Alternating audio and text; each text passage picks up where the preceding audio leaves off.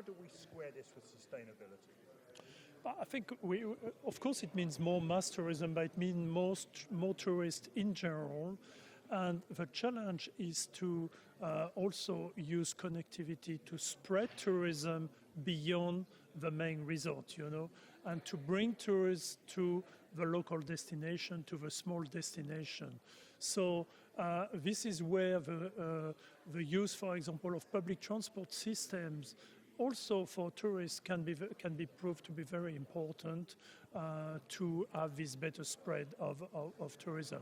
And even for large integrated resort, which you may associate to mass tourism, I think a better connectivity can also mean a better sustainability at the local destination. So you may bring millions of tourists via an important airport, but then the challenge is to bring these millions of tourists through sustainable modes of transport to their final destination. And this is where different intermodal modes of transport can play a very significant role.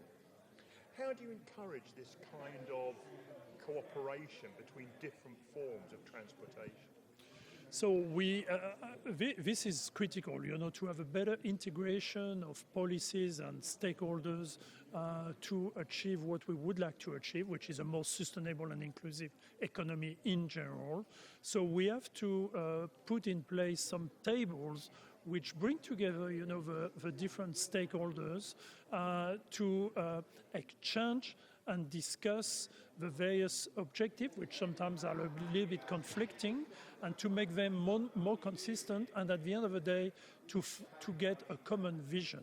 So you have to bring all of these policies and stakeholders together towards a common vision, which cannot be a short-term vision, but which has to be long-term, given the use of public resources that we do in tourism with natural resources or cultural resources.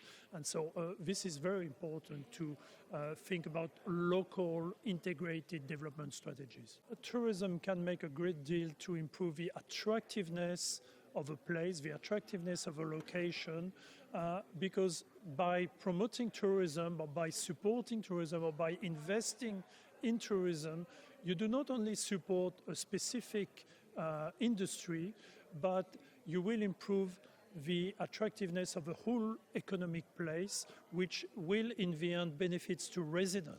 If you have more visitors to a certain destination, then you will be able probably to put in place a better public transport services that will, of course, cater to visitors, but also primarily cater to residents.